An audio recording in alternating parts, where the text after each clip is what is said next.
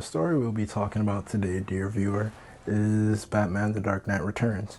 Now, I don't really remember the comic book too well. I gotta re-up or reread it sometime. But for this story, or for this video, we'll be talking about the direct-to-DVD version, the animated version.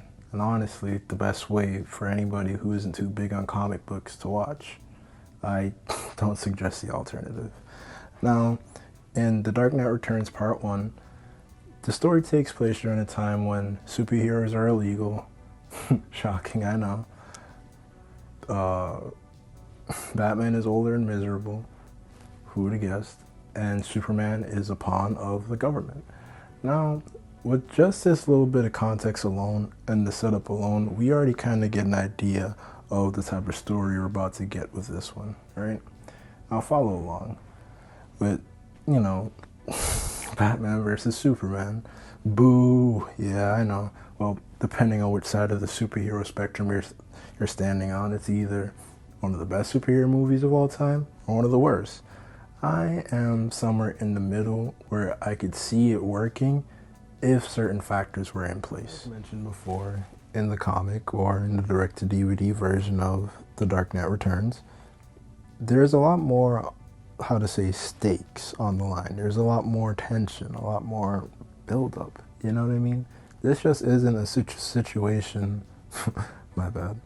This isn't a simple situation as, I don't like this person and this person destroyed a city type of deal. These people know each other. Batman and Superman have been well acquainted for years. They've been friends for years. The best way I could sum up their whole end deal or their whole end game at the end of part 2 was, it wasn't a simple I don't like this person kind of deal. It's kind of like, when you and your friends or your other homie just sitting there and you just sometimes wonder if we were to shoot the fade, who would win? And it's really and truly that, and it wasn't like to say it was some malcontent or some type of, I just despise this person and I want to kill this person type of vibe. As a matter of fact, Batman didn't want to kill Clark. He wanted to send a message. He wanted to let Clark know that out of everybody you fought and everybody you've ever dealt with or ever will deal with, I'm the only one that's ever beaten you. I'm the only one that's made you feel like how you feel now. And Clark, well, he's a pawn of the government. And he's basically just doing what he sees as his job. He wants to try and either subdue Batman and stop him from picking up vigilantism or being a superhero again. But if he had to, he would kill Batman, but not out of pettiness or because he doesn't like him or anything like that, or he doesn't trust him. He loves Batman. He loves Bruce. Spoilers, by the way, at the end of their fight, Batman fakes his death. And you can see the genuine sadness and the genuine fear when he realizes that Bruce was having a heart attack. Hell, at the end of this story, or at the end of the direct-to-DVD movie, Superman was well aware of what was going on, and he just let it be and pretend like nothing's going on, out of respect for Bruce, out of respect for their friendship and their camaraderie for all these years. Now, even though that story was pretty dark, pretty brutal, and it was one of the more darker Batman stories at the time. I'm not gonna lie, not in today's day and age, but it was up there, There's still that sense of, how to say, friendship and camaraderie, deep down within. There's still a sense of pride, you know what I mean? There's still good aspects of it to take away. There's still a chance of a hopeful tomorrow and a hopeful future in Gotham. So, to wrap up, I think that the story could have worked better if the main focal point wasn't Batman versus Superman. And honestly, it couldn't be helped. It was at the time where good guys were fighting good guys was popular, well, because of Civil War.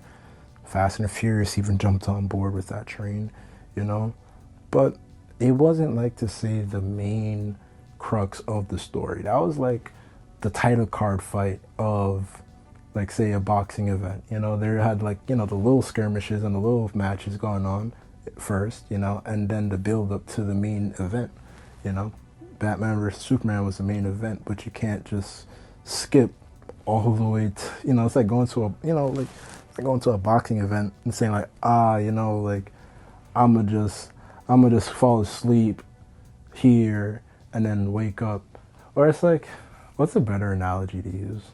It's like saying like, oh, I'm gonna watch like a really long-winded movie and I'm gonna fall asleep throughout like half of it and then wake up like towards the end and hopefully I get it. You know, it's not gonna work, you know? And I strongly believe that with the right director and the right screenwriter, or just the right team, just a good enough team, like the idea was there. I definitely see what they're going for, but I think the main problem, the main issue is because Warner Brothers was trying very hard to keep up with Marvel and even compete with them, that they're just trying so hard to assemble their own superhero team, you know? Aquaman got hinted at, The Flash showed up, I think Cyborg was hinted at, Wonder Woman was in there, you know? And I feel like one thing they didn't understand about Marvel at the time was that, well, at the time, I can't say today, but at the time, they were building up their universe slowly and naturally, you know? They would give, like, you know, their main characters and villains, like, their own movies to star in, or, like, star in with one another, so we can understand like who these people are and how they're gonna work together, you know? They gave us like maybe 2 movies for us to like get used to the team and their chemistry and all that stuff, and I just don't think it was gonna work out either way. Have it been a different situation where the Dark Knight Returns was just like a solo movie leading into, say, a sequel, and then trying to show like a reunited Justice League, maybe that could have worked out better, you know?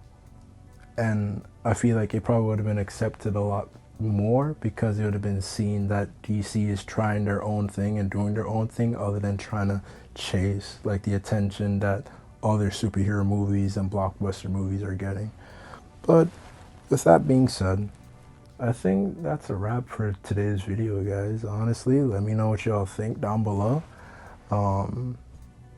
Like, comment, and subscribe, and share. Thank you, and good night.